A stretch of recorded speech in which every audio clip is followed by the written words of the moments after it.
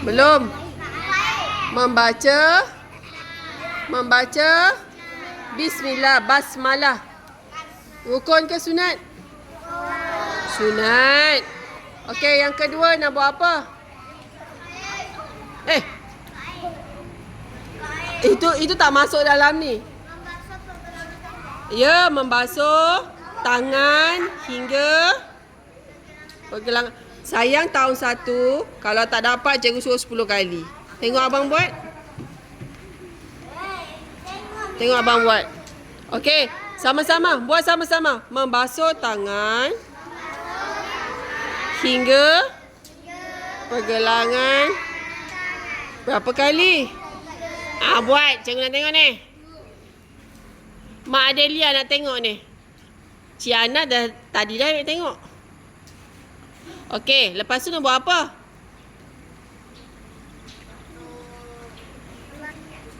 Belum.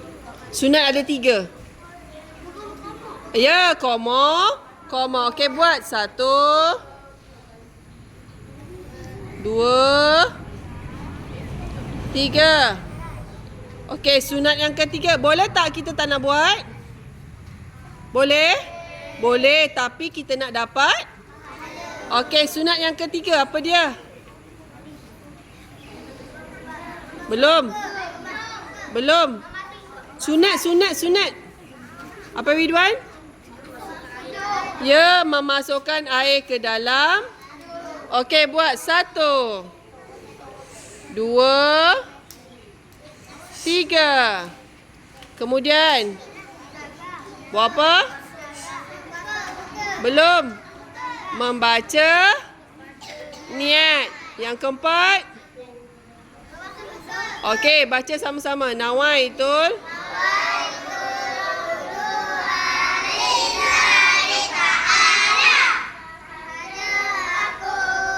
Sahaja kena muka.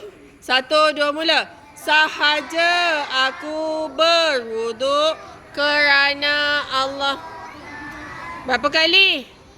Bawah dagu pastikan basuh. Okey, 2, 3. Kemudian membasuh. Okey, hingga ke kesian macam mana basuh gitu. Okey, 1, 2, 3. Okey, kemudian tadi tangan apa? Tadi tangan kanan. Dapat tangan kanan? Okey, sedia. 1, 2, 3. Kemudian ya, menyapu kepala. 1, 2. Berapa kali? Rukun ke sunat? Bagus. Kalau tak sapu, tak sah. Okey, lagi. Belum. Menyapu. Okey, sedia. 1. Jangan pulas. Bukan pulas awak ni korek-korek dalam ni. Korek. 1, 2, 3. Okey, kemudian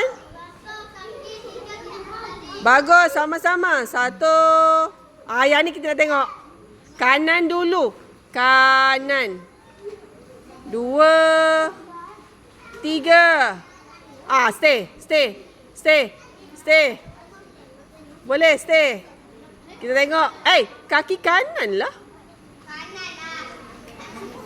Okey, selepas kaki kanan. Okey, sedia. 1,